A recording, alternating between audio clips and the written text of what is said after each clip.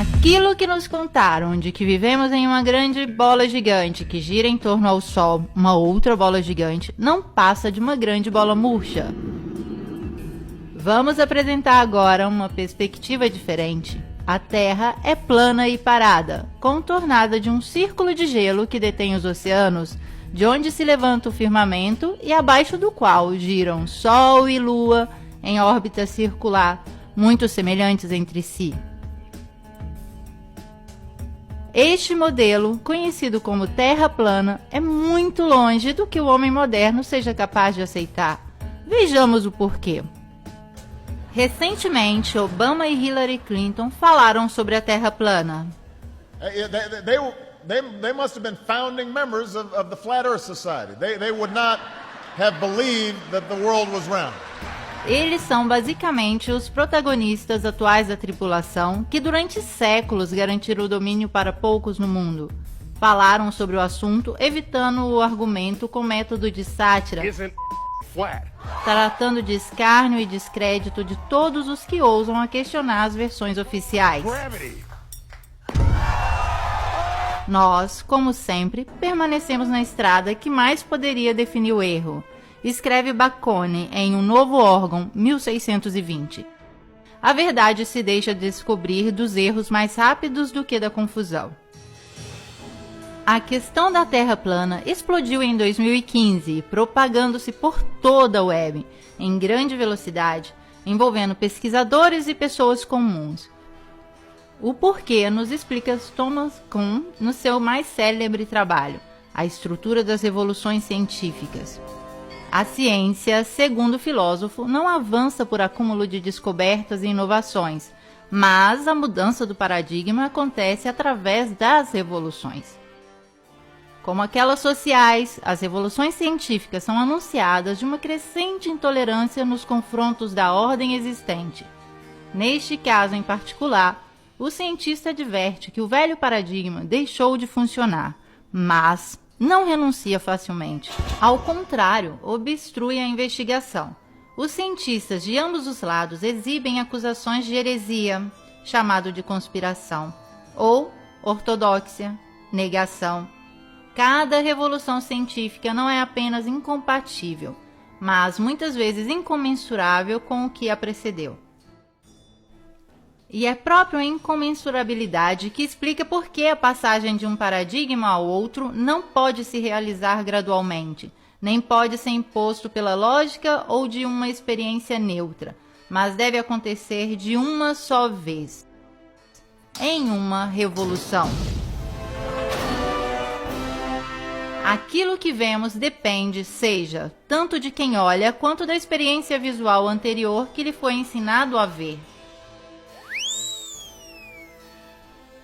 Nossas gerações, ao longo dos séculos, têm o conceito do globo girando, onipresente, como uma única possibilidade de existência para nós. Tudo aquilo que não está dentro desse paradigma está fora de qualquer possibilidade, fora da sociedade, da lógica, do mundo.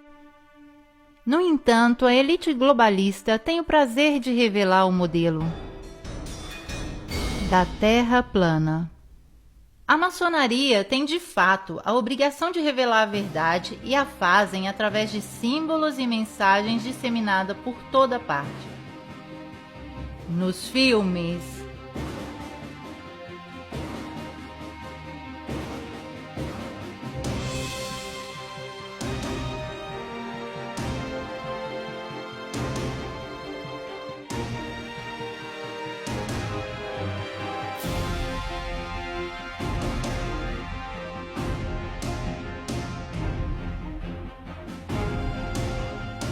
nos desenhos animados,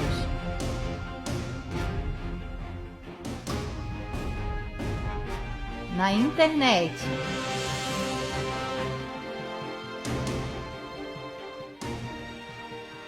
nas cartas dos Illuminatis, no Ground Zero, no logotipo da ONU. Se eles não sabem como é a Terra...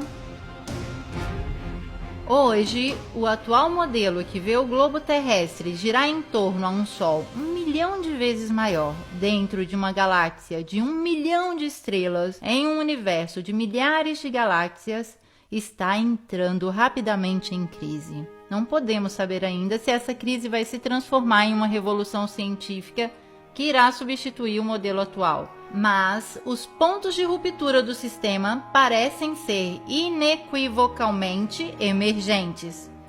Antes de denunciá-los, acrescentaremos um prefixo. Todas as informações no campo astronômico hoje provêm exclusivamente do monopólio das agências espaciais. Estas, longe de se contradizerem, têm um denominador comum, como comum é o logotipo do vetor que as representa. Cada imagem, testemunho, experimento, informação, exploração e hipótese científica sobre a Terra e aquilo que a rodeia é nascido ou criado aqui, sob a proteção dos vetores e mantido com o dinheiro dos contribuintes mundiais. Completamos a observação com as palavras de Robert Simon da NASA. Pegamos os dados e fizemos uma imagem inteira. Depois tiramos as nuvens, colorimos de azul o oceano e onde é mais baixo de verde brilhante. Depois recolocamos as nuvens e onde tem uma ligeira fissura entre as órbitas, as repintamos. É sim Photoshop, mas tem que ser. Depois simulamos a atmosfera e por fim colocamos uma luz brilhante para ter o reflexo do sol sobre o mar. É um mosaico muito realístico. Eu não sou um astronauta, nunca estive no espaço, mas tentei criar a essência da Terra baseado nesta foto. É sim Photoshop, mas tem que ser. Sendo assim, a imagem da Terra que temos à disposição é reconstruída, alterada, composta, uma palavra precisa, falsa. O que é preciso para criar imagens falsas quando se tem a melhor tecnologia em mão? Basta uma tela azul ou um avião que viaja a gravidade zero e o jogo está feito. Aqui está o que vem mostrado a partir da telecâmera que está filmando o ex-presidente Bush em uma visita à NASA. Uma imagem recém-modificada em uma tela cromática. A tela cromática é um instrumento usado para substituir a cor de fundo para qualquer cenário. Com CGI, computação gráfica, se pode ter acesso à Terra do nunca com sua nave que não existe. O truque consiste em deixar bolha de ar flutuar.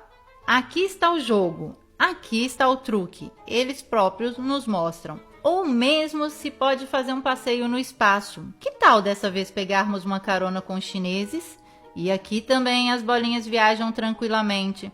Será que eles estão em uma piscina de exercitação? Se pode criar um boneco do nada quando a insolência não tem limite. Ou mostrar a face oculta da lua quando o mau gosto é sem vergonha. Tudo rigorosamente modificado, digitalizado, falso. Por que não mostrar imagens autênticas? Provavelmente porque não existem. Até hoje não é possível ter uma foto autêntica da Terra. Basta ver a relação de grandeza que nos mostram para entender que nem mesmo eles têm uma única matriz. Supostamente esta foto foi tirada por um cientista que estava na Lua, mas basta aumentar a luminosidade para descobrir o truque. Um corte retangular e a imagem está pronta. Qualquer que seja a interpretação que vocês queiram dar ao vetor que está presente no logotipo das agências espaciais, os cientistas que fazem toda essa manipulação se comportam em concordância como charlatões nessa grotesca farsa maçônica, cada um com seu papel. Cristoforetti, entre um shampoo e um rápido banho de gato, se exibe em uma cena de normalização das fumaças químicas.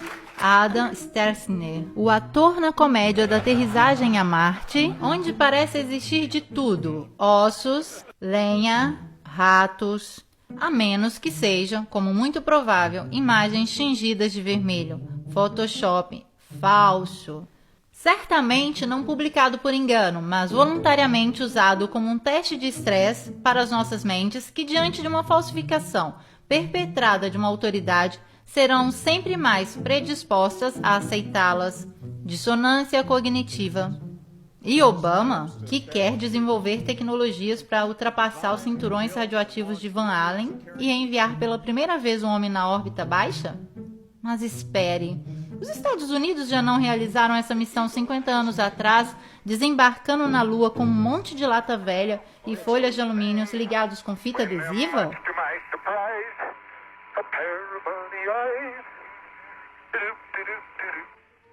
É uma versão assim tão descarada e insolente que ou eles são loucos de criar tudo isso ou nós somos burros de aceitarmos.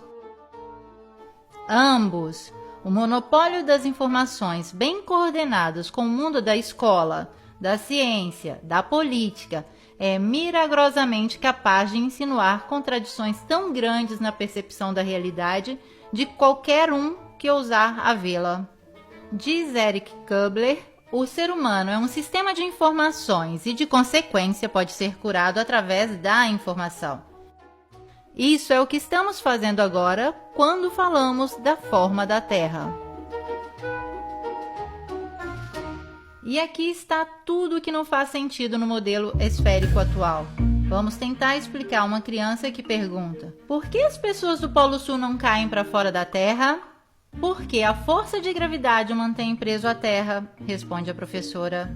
E deste dia em diante a criança não vai mais querer saber de nada do seu antigo, intuitivo, original e sagrada dúvida.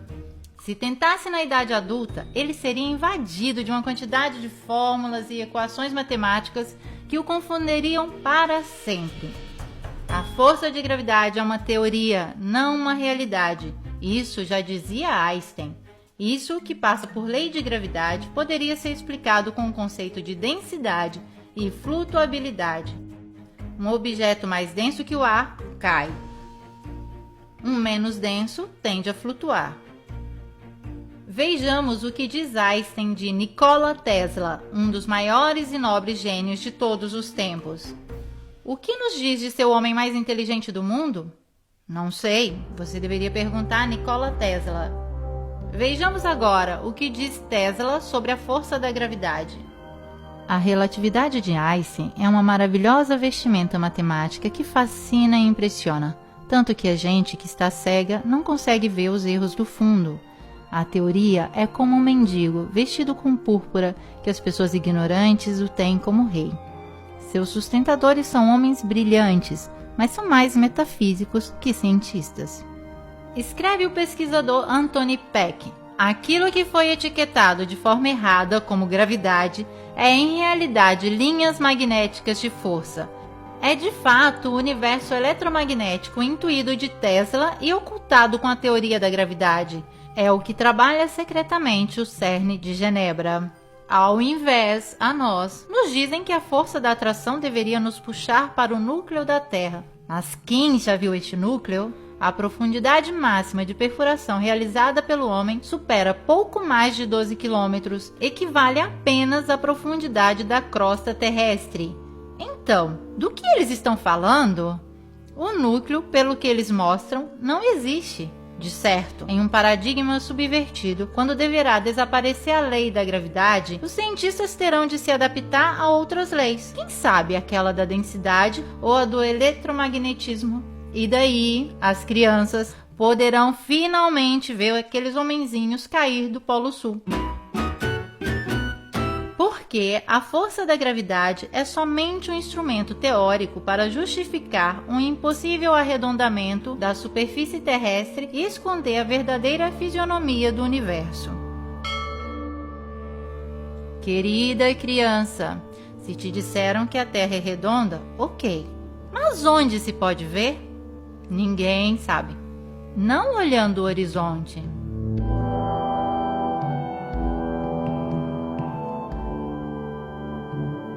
Não da janela do avião.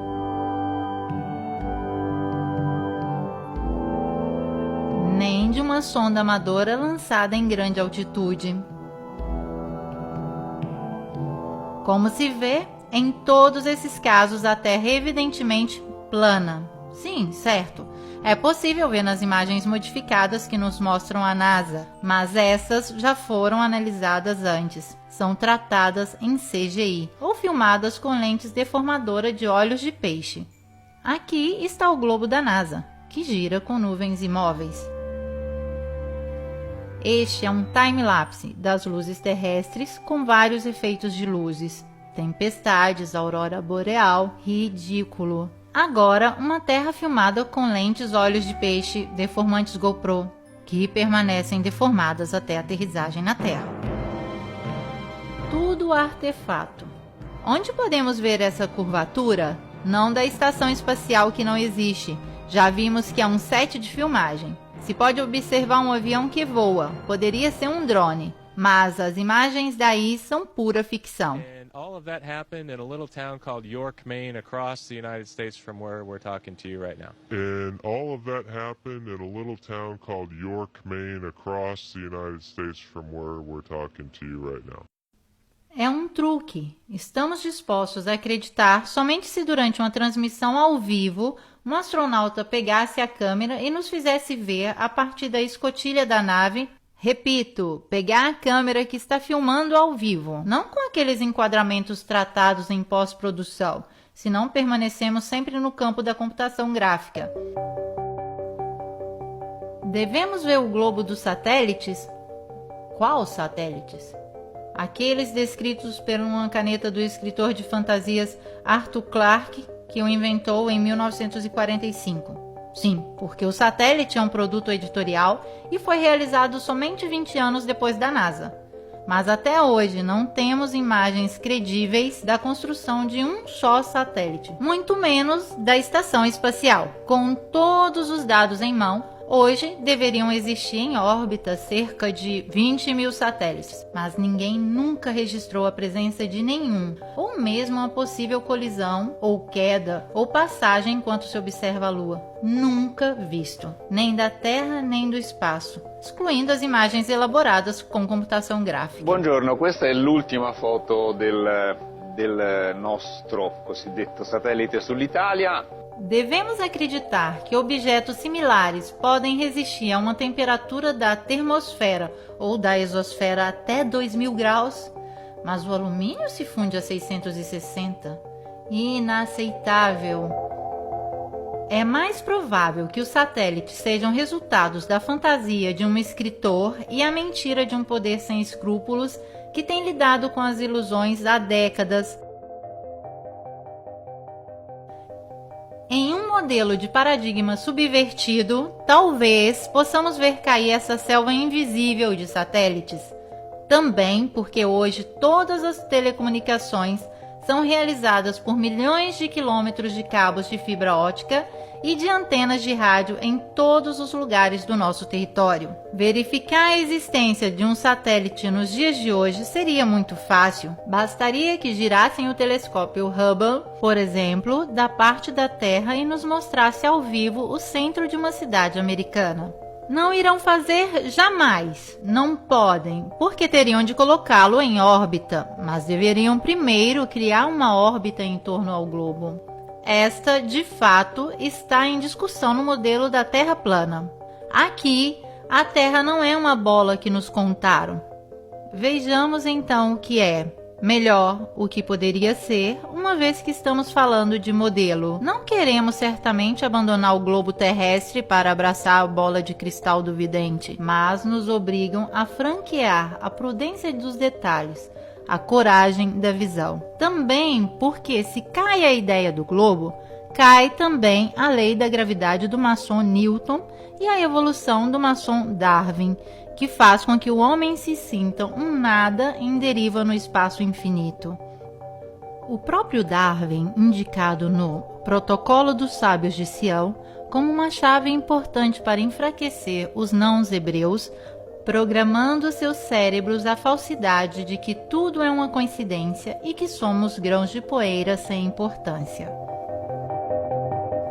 Agora voltemos para a Terra. Cada objeto que some no horizonte termina embaixo da curvatura terrestre. Isso é o que a ciência ortodoxa diz da boca do pai a uma criança que vê o mar pela primeira vez. Mas não é verdade. Com um zoom óptico, a figura que tinha sumido no horizonte reaparece à nossa vista. Isso simplesmente porque o desaparecimento não é efeito da curvatura, mas do fato que o nosso olho é limitado ao ponto de fuga de nossa perspectiva, sobre o qual um objeto vem progressivamente cancelado do nosso horizonte visível. Se a curvatura da Terra fosse, como dizem, de 8 polegadas por 1 milhão multiplicado pelo quadrado da distância, poderíamos calcular com essa tabela o tamanho da curvatura para cada distância percorrida. Por exemplo, uma distância de 190 km deveria ter uma curvatura de 2.800 metros. Mas se fosse assim, como podemos ver da cidade de Ventimiglia o Monte Cinto, em Córcega, alto 2.700 metros? O ponto de observação é ao nível do mar e a distância entre essa praça de Ventimiglia e a ponta do Monte Cinto é exatamente 190 quilômetros. Se a Terra fosse curva, nós poderíamos ver somente terras mais altas que 2.800 metros. Ao invés, é possível ver toda a silhueta de Córcegas, de cima em baixo, inexplicável para o modelo esférico. E de experiências como esta, a web está cheia. Como é possível esta vista? Antes de acusar os pesquisadores de fazer distração em massa, se deve resolver este problema. As linhas da nossa perspectiva se interceptam no ponto de fuga, formando um triângulo que compreende toda a vista possível para nós. Nós não vemos assim, mas assim. Ao longo do nosso horizonte visual, cada corpo desaparece como faz o Sol.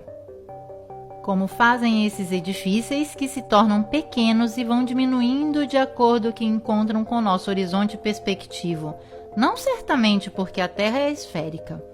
Se o sumiço dos edifícios fosse por causa da curvatura terrestre, não deveríamos vê-los retos, mas inclinados, assim. Mas assim não é.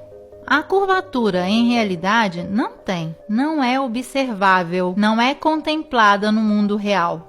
Os engenheiros da construção sabem muito bem disso, tanto é que não a mencionam nunca nos cálculos das grandes obras. Um geômetra e engenheiro com mais de 30 anos de experiência publicou na revista Birmingham Weekly: todas as nossas locomotivas são projetadas para funcionarem em cima daquilo que podemos considerar plano.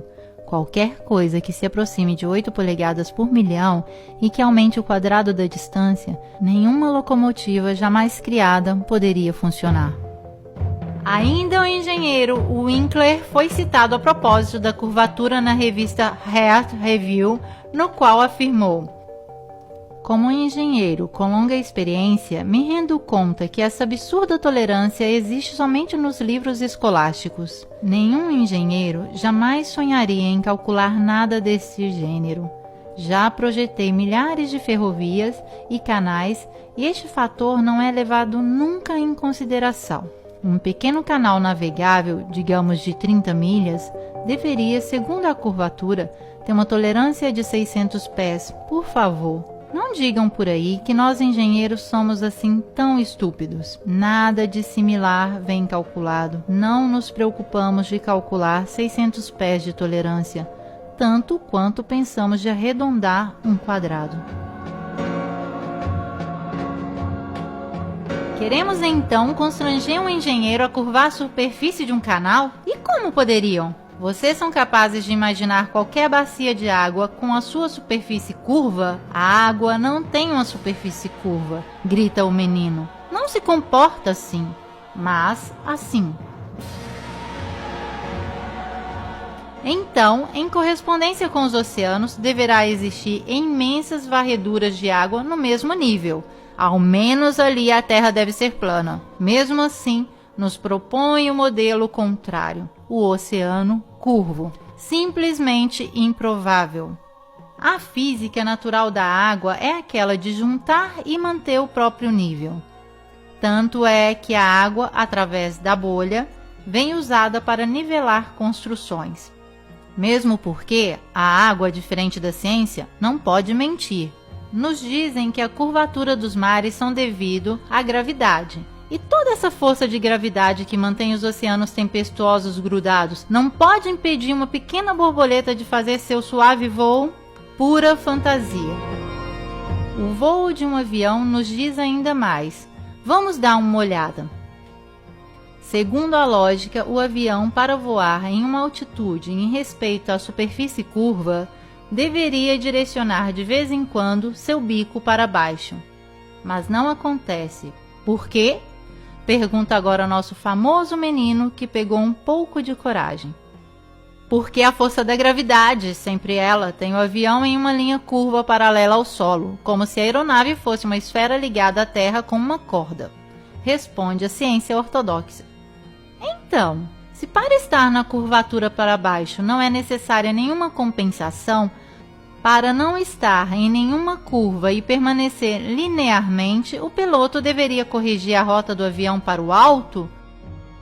Pode parecer científico para a ciência, mas é ilógico. E se bastasse um voo linear para se perder no espaço, para que serviria um míssil? Ciência e tecnologia são assim tão incongruentes? Não, não é assim. Como mostra essa fumaça química que persiste por quilômetros, os aviões voam linearmente e sem nenhum perigo de escorregar para o universo. Agora vamos pegar uma rota aérea, neste caso em particular, ocorrida em 2015. Um voo de Bali a Los Angeles deveria recorrer a uma aterrissagem de emergência no Alasca. Mas em qual modelo seria considerada de emergência essa trajetória a respeito àquela? No modelo esférico, as duas rotas parecem muito similares. No modelo da Terra plana, tudo parece mais coerente. É nesta superfície que voam os aviões. Somente assim podemos entender o porquê dessa rota. Esta, na realidade, é esta. Esta é esta. E esta ainda é esta. E tudo isso por um simples princípio de economia. Não existe empresa aérea que não prefira adotar um critério da rota mais curta e econômica.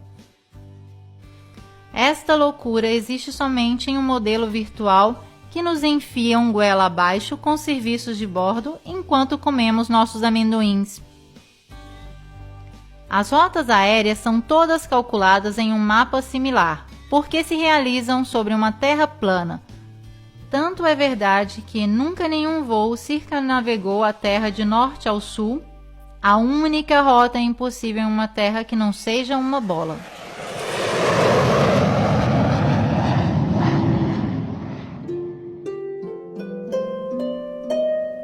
Um modo elegante de explicar a curvatura terrestre é fornecido por Eratóstenes de Cirene, matemático e filósofo que viveu no século III a.C. Agora, nosso menino, que já está virando um rapazinho, insolente e sem muita reverência, se pergunta como é possível que até hoje temos que exumar Eratóstenes para provar um fato assim tão grande como a forma do nosso mundo? Simples, porque estes coveiros têm em mãos apenas um punhado de cinzas. O experimento de Eratóstenes consiste em medir o raio da Terra esférica, que tem somente 5% de diferença do que se considera válido atualmente. Ele observa simplesmente a diferença de sombras projetadas pelo Sol ao meio-dia do holístico de verão nas cidades de Siene e Alexandria do Egito, distante entre elas 5.000 estádios imaginadas no mesmo meridiano. Enquanto em Siene o Sol não projeta sombra ao meio-dia, em Alexandria a sombra da Gnomo faz 7,2 graus com a vertical, isto é, 1/50 de ângulo giro. Da qual temos a dedução: a circunferência da Terra deve ser de 50 vezes a distância entre as duas cidades, isso é 25.000 estádios, ou mais ou menos 39.000 quilômetros, aproximadamente os 40.000 quilômetros de circunferências aceitos hoje. Na encenação do filme do pouso na Lua, as sombras dos corpos projetados pelo Sol em uma superfície lunar são divergentes entre si, mesmo estando a poucos metros de distância no plano, então sem necessidade de presumir qualquer curvatura significativa. Mas, se o Sol estava distante cerca de 150 milhões de quilômetros da Lua, sombras de objetos assim tão próximos entre si deveriam ser paralelas. Essas são justificadas por uma iluminação muito próxima. Sabemos que a NASA simulou o pouso na Lua, mas tudo o que podemos observar é como em uma superfície plana, a inclinação das sombras possa variar pelo motivo da proximidade da fonte luminosa. Isto é o que Eratóstenes resolve pressupondo uma curvatura da Terra ao invés de atribuir ao Sol uma distância muito inferior. O modelo da Terra plana realmente descreve um Sol muito mais perto da Terra, como a visão destes raios nos sugere. E se essa é falsificada, como alguns afirmam, da refração atmosférica, significa que também Eratóstenes fez seus cálculos induzidos de um erro do fenômeno da refração. Mas não é assim. A Wikipédia, em seguida, fala de divergências aparentes dos raios crepusculares, invocando o efeito da perspectiva que concentra todas as linhas para o ponto de fuga do horizonte. Mas esta não influencia a percepção da verticalidade das linhas. A perspectiva não funciona assim, mas assim. Porém, nós vemos os raios solares deste modo. Isto significa que a divergência é devida à natureza de uma fonte em todas as direções das luzes que vem de um Sol muito menor e mais próximo do que aquele que nos contam. Sendo assim configurado, o Sol cria sombras divergentes, como essas medidas por Eratóstenes sobre uma distância de 5.000 estádios, mas de uma Terra plana.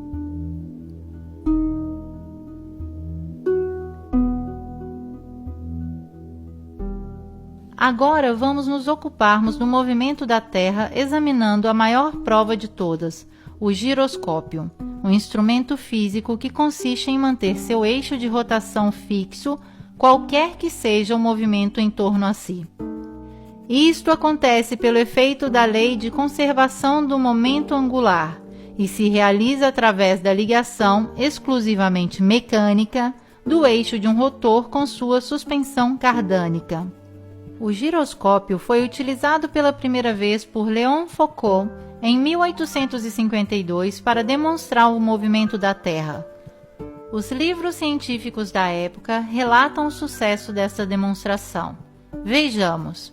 Ligado o giroscópio manual ou elétrico, mantém o eixo de rotação fixo, qualquer que sejam os movimentos do sistema em torno.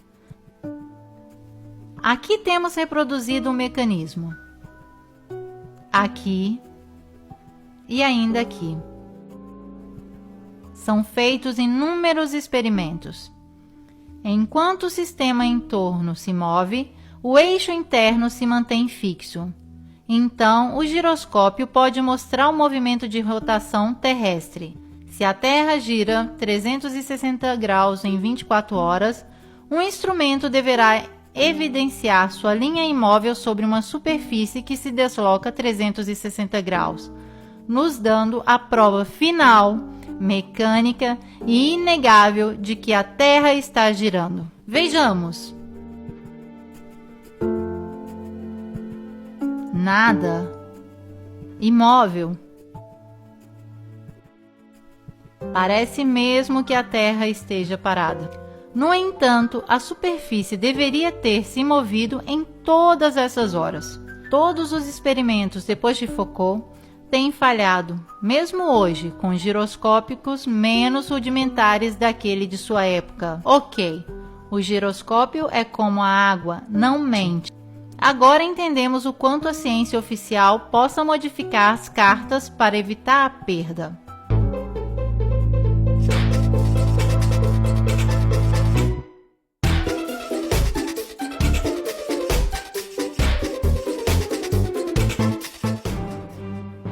Temos ainda o efeito Coriolis. Os divulgadores científicos não veem a hora de se afirmarem sob fórmulas que demonstrariam como essa força aparente pode fazer girar os redemoinhos dos drenos dos banheiros em sentido horário se você usa o bidê no hemisfério norte e sentido horário se você usa no hemisfério sul.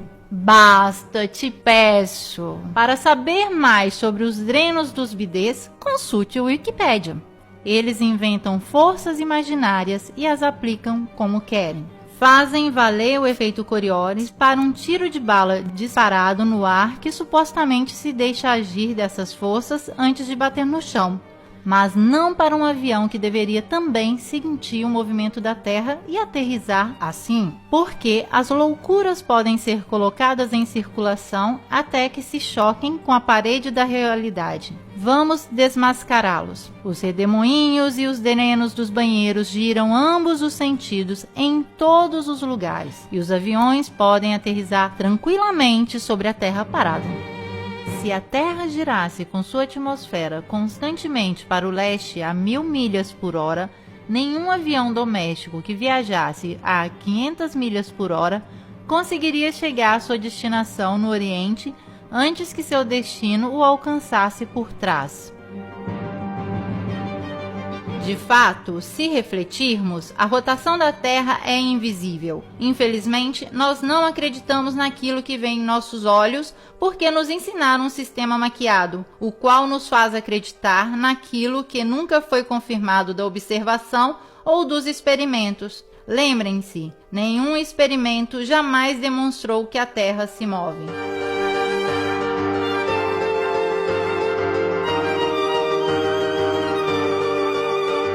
Nosso rapazinho tornou-se irreverente, não suporta mais os enganos das teorias para justificar um mundo que não vê, que não existe, nem mesmo de aparência. Como podemos ilustrar o paradigma com o qual um dia talvez ele tenha que lidar? Se chama Terra plana. Um modelo já descrito pela antiga Babilônia, egípcios, maias, incas, navarros, noruegueses, hindu, pelo budismo, ao Corão e à Bíblia. E a Terra, assim como podemos vê-la, acreditando em nossos olhos, plana e parada, com um polo magnético ao norte que aponta sempre para a estrela polar, um equador entre a linha mediana e um imenso círculo de gelo chamado Antártida, da qual se pensa que possam existir outras terras ou onde se inicia a cúpula do firmamento, o nosso universo. Esta é a volta que fazem as luzes siderais de forma concêntrica em torno à estrela polar. Junto com esta cúpula, Sol e Lua, ambos com um diâmetro hipoteticamente cerca de 50 km, descrevem um modo circular em qual se alternam os dias e as estações, mais quentes ao norte com o estreitamento dos movimentos para o polo, ou ao sul, alargando-se o modo para o externo. Se o Sol gira em cima e em torno à Terra cada 24 horas, movendo-se regularmente de trópico a trópico a cada 6 meses, permite que as regiões centrais e setentrionais recebam anualmente muito mais calor e luz solar que as regiões meridionais ao longo da circunferência. Do momento em que o Sol se move mais rapidamente em cima das regiões meridionais, nas mesmas 24 horas que se deve passar sobre a região setentrional menor, sua passagem será em proporção necessariamente mais lenta. Isso explica perfeitamente as diferenças das temperaturas entre Ártico, menos 30 graus de média, e Antártico, menos 60 graus de média, as diferenças de estações e de duração da luz do dia. A explicação das estações assim formuladas parecem muito mais convincentes do que aquela do modelo esférico. Neste, de fato, as diferenças de estações são causadas da inclinação dos eixos terrestres em respeito aos raios de Sol. Teoria que traz o resultado paradoxo que no hemisfério boreal, o nosso, é mais frio quando a Terra está no ponto mais perto do Sol e mais quente quando a Terra se encontra no ponto mais distante. Como pode uma pequena diferença de inclinação influenciar tanto assim, quando uma diferença de 5 milhões de quilômetros de distância influencia tão pouco? O rapazinho, já bastante crescido, recorda que nunca foi capaz de entender perfeitamente esta incompreensão. Até que Obama falou da Terra plana. O modo concebido no modelo plano resolve também as incongruências insustentáveis sobre a Lua. A versão mais aceitada nos conta que a Lua gira em torno da Terra com uma órbita de 28 dias. O modelo esférico apresenta, porém, vários problemas de ordem. Primeiro, nos indica uma Lua muito menor que o Sol, enquanto nossa percepção da realidade mostra dois corpos sólidos e de tamanhos parecidos. Segundo, para justificar o fato que vemos sempre uma fase da Lua, o modelo força um improvável movimento sincronizado com a Terra, graças aos períodos de rotação e revolução lunar idênticos.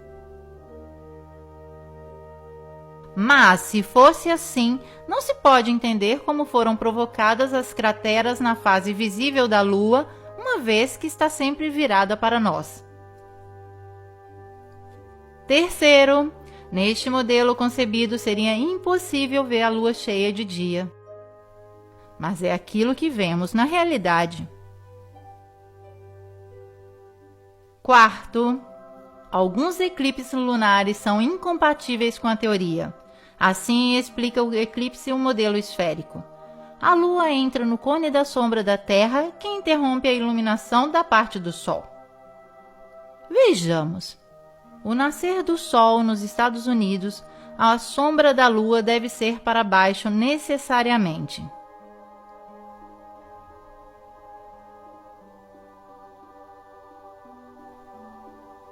Mas, na realidade, não é assim. Estamos no Novo México, durante o eclipse de 10 de dezembro de 2011. Com o nascer do Sol, a luz do dia aumenta, mas o cone de sombra da Lua está no alto. Ao invés, deveria estar no baixo. Este mesmo fenômeno foi observado com incredulidade em Illinois às 6h30 da manhã.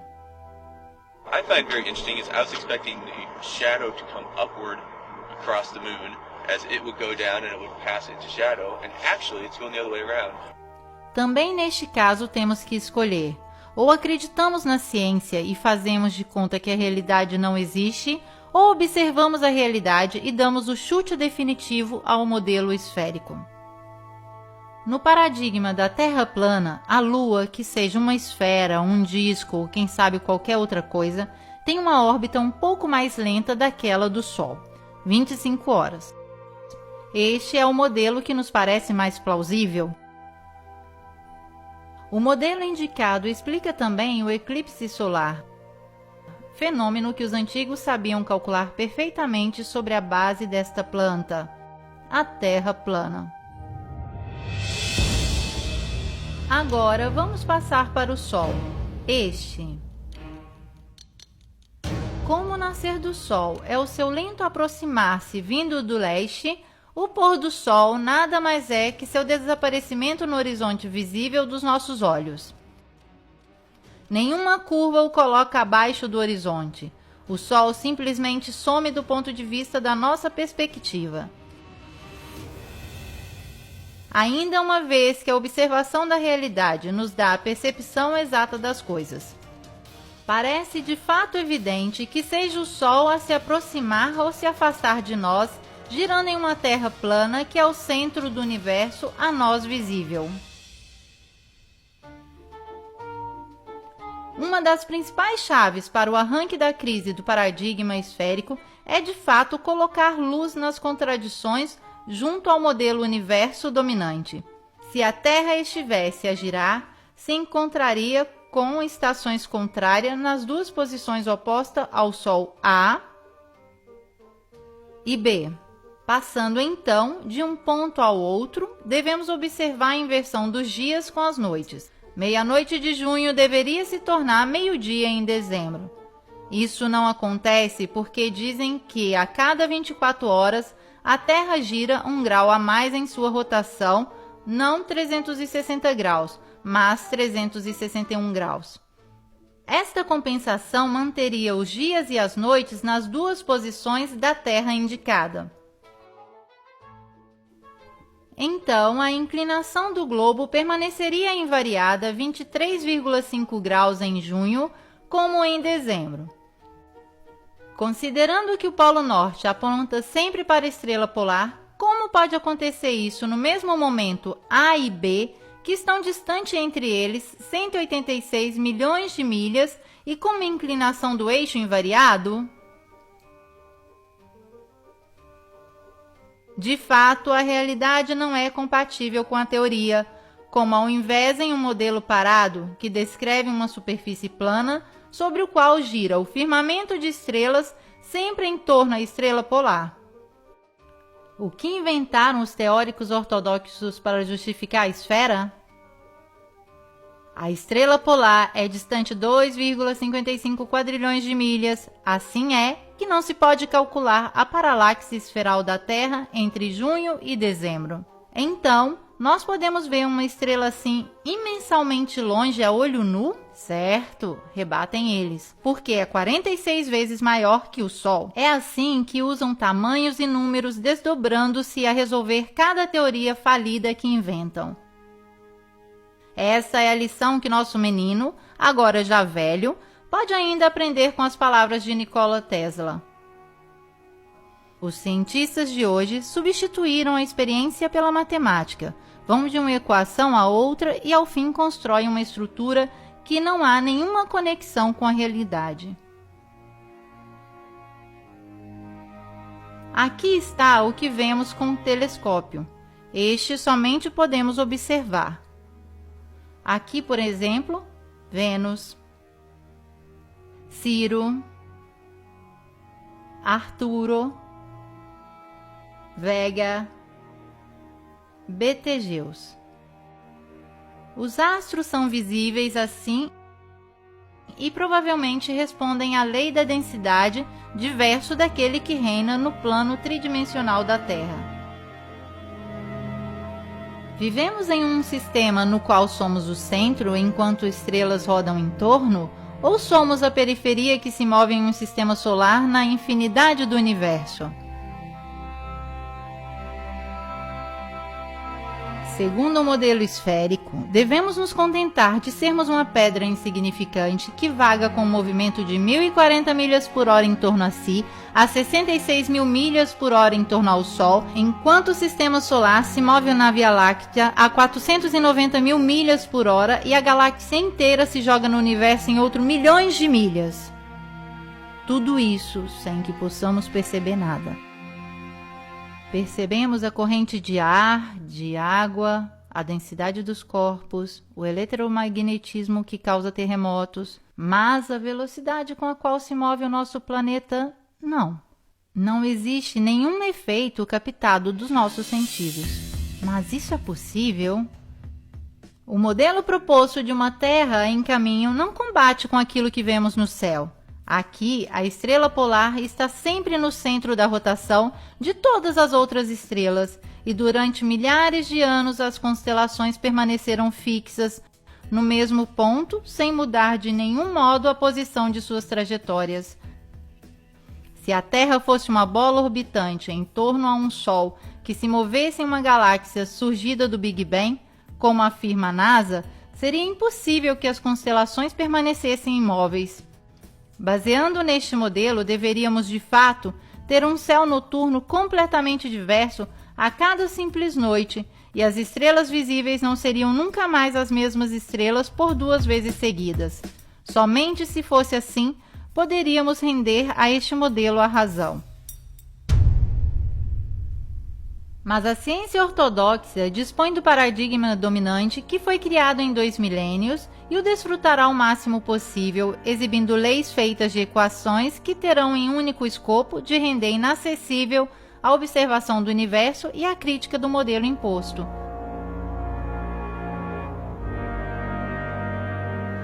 É por isso que depois da exploração do almirante Byrd, que com suas viagens revelou um local desconhecido da cadeia do gelo antártico, surgiu um tratado internacional que fechou este local para qualquer acesso.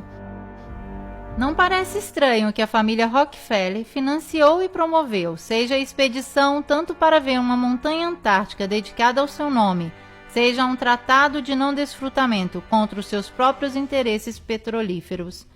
Quem sabe em homenagem a qualquer interesse mais vasto? O Tratado Antártico foi firmado em Washington em 1959, 2 anos depois do último sobrevoo e da morte do almirante. Hoje, com apoio de 48 nações, o tratado veta a atividade militar no continente de gelo, mas as pessoas e maquinários militares podem ser usados para procura científica ou qualquer outro escopo pacífico. Pois é graças a isto, uma vigilância militar constante envolve todo o cinto antártico em segredo que o supergoverno mundial impôs à humanidade, também por meio de violência, no caso de pilotos civis e capitães de navios que quiserem se aventurar.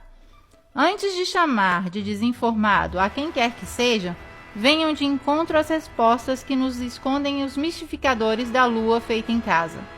Se o paradigma dominante fosse hoje o da Terra plana, pense quanto facilmente vocês cairiam na gozação a querer convencer que a Terra seria uma bola que roda, trazendo consigo nuvens e oceanos, sem que ninguém perceba.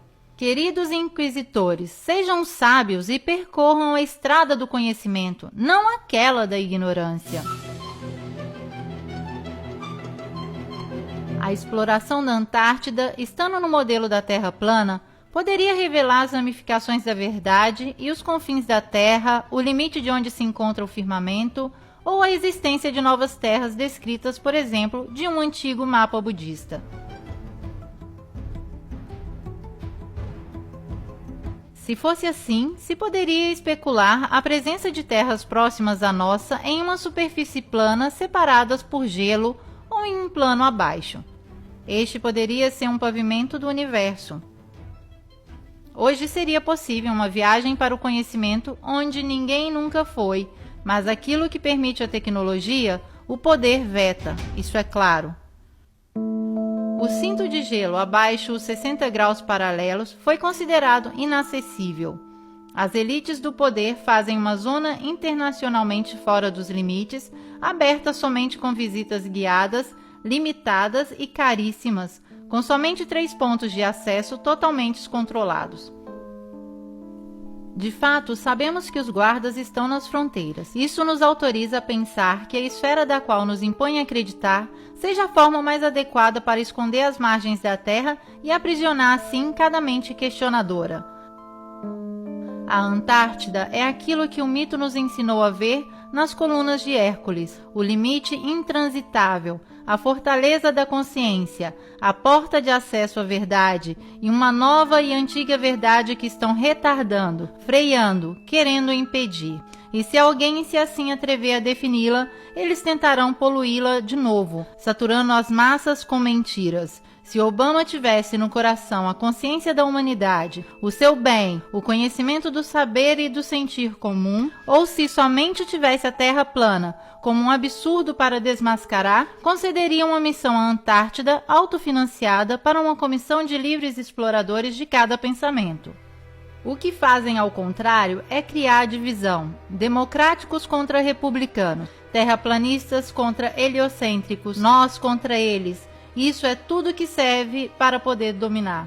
Tem a necessidade de nos deixar nas sombras, de nos fazermos acreditar que somos um pontinho insignificante no universo. Para isso que serve o sistema heliocêntrico. Os dominantes, movendo as alavancas do verdadeiro poder, preparam ilusões de que um dia desembarcaremos em Marte, ou quem sabe um deles pousará aqui. E assim nos induzem. Podemos destruir tranquilamente a Terra porque um dia não nos servirá mais. Quem conhece a verdade? Os mesmos que impedem os outros de realizá-la? Talvez. Os jesuítas sempre adoraram o Sol e o vestiram de Cristo, apoiado e gestido com uma leva financeira do sionismo mundial e através das lojas da maçonaria determinam aquilo que se deve esconder e o que somente a simbologia pode revelar. neste engano milenar do qual o homem é vítima, nos escondem a coisa fundamental, o porquê nascemos. Eis aqui o porquê nos ocupamos da Terra plana. Descodificar o modelo Terra responde a essa dúvida existencial de cada homem. Em uma síntese extrema, se a Terra é plana, quer dizer que nos enganaram deliberadamente, se apropriaram do senso da nossa vida, camuflando com imagens sagradas ou profanas que nos dão nas saídas da igreja ou dos shoppings. Removendo a Terra do centro do universo imóvel, esses maçons nos levaram fisicamente e metafisicamente de um lugar de suprema importância a um lugar de completa indiferença a tudo. As suas corporações nos vendem ídolos para adorarmos, que tomam posse lentamente do mundo enquanto nós silenciosamente acreditamos em sua ciência, votando em seus políticos, comprando seus produtos, escutando as suas músicas. Vemos os seus filmes, sacrificando nossa alma sobre seus altares de materialismo. Não falarei do Criador ou em quem acreditar. Antes que venha a acreditar em qualquer coisa que seja, é necessário acreditar em si próprio, retirar a procuração em branco, não confiar em quem impõe a sua credibilidade. Eles afastaram o homem do seu centro para poder estar no trono principal, impondo a imutabilidade para a lei do mais forte. Como todos os enganos, é em vão perguntar quem seriam os cúmplices.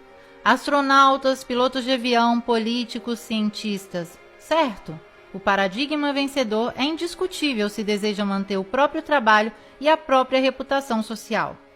A estrada percorrível é aquela da consciência e procura pessoal, que devagar se transforma em consciência e procura coletiva.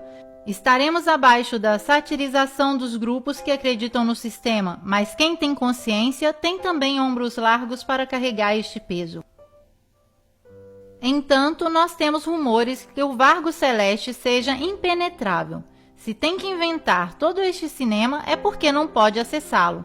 Tanto é verdade que os Estados Unidos e a União Soviética o tentaram violar com sucessivas operações. Explosões atômicas realizadas na atmosfera logo depois das últimas descobertas no Antártico. But strangely enough, there's left in the world today an area as big as the United States that's never been seen by a human being. And that's beyond the pole on the other side of the South Pole from Middle America. And I think it's quite astonishing.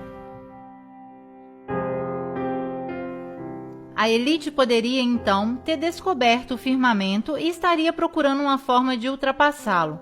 Mas pode o homem querer destruir a própria casa que o abriga?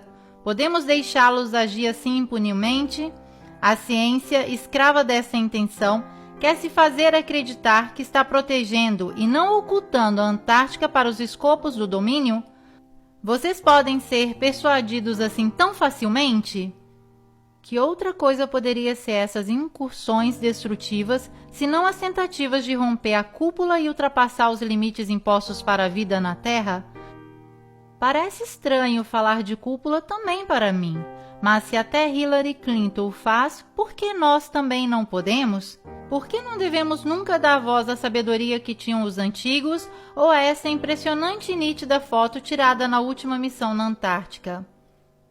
But we are all standing under a glass ceiling right now. O que é essa barreira impossível de superar? Material super translucente, campos de força, assim chamadas faixas de Van Allen, afirmam eles. Alguma coisa, seguramente, que nem mesmo o foguete arrisca ultrapassar. 3, 2, 1.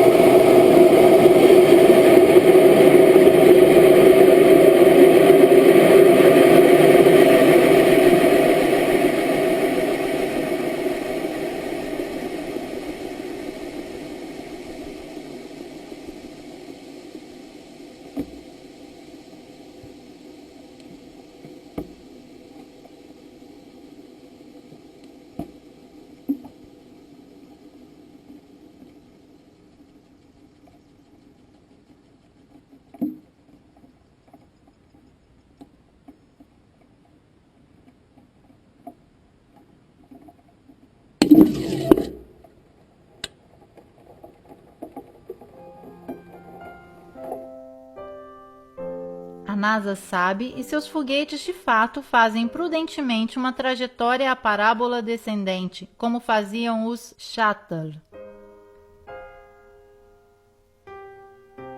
A propósito, vocês se recordam do incidente do Space Shuttle Challenger em 1986? Então, parece que 6 das 7 vítimas participantes, assim por dizer a missão, estão ainda vivos. Não parece para vocês também?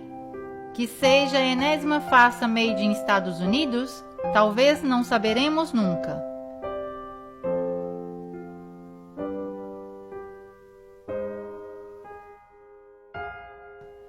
Este documentário não acabará com a revelação de uma verdade em mãos. A verdade que hoje escondem nos é comum também se pensarmos diversamente. Talvez é a nossa grandeza, a importância daquilo que assim cautelosamente a natureza, Mãe Divina, confiou dentro de um firmamento assim infalível, que parece existir como única e grande consciência, uma inteligência que o Código Divino de Fibonacci parece descrever.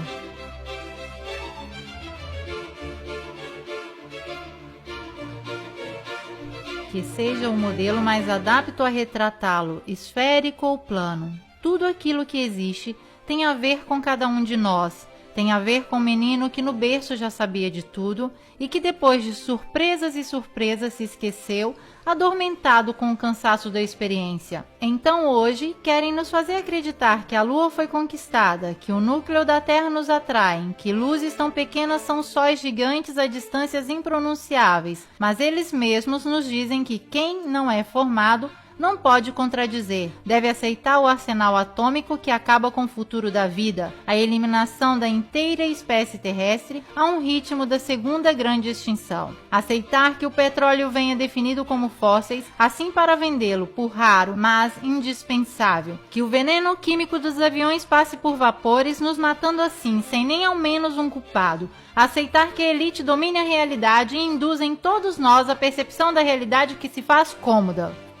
Para nos convencer que a guerra é boa, a competição é boa, o domínio é bom, que a depauperização é boa, a crise é boa, que também as taxas são boas, o mal necessário, se quiserem chamá-lo. Isso é o que estão te fazendo aceitar. O modelo pode se subverter. E a Terra, assim como a vemos, é única, sozinha, inequivocavelmente o tamanho do nosso existir.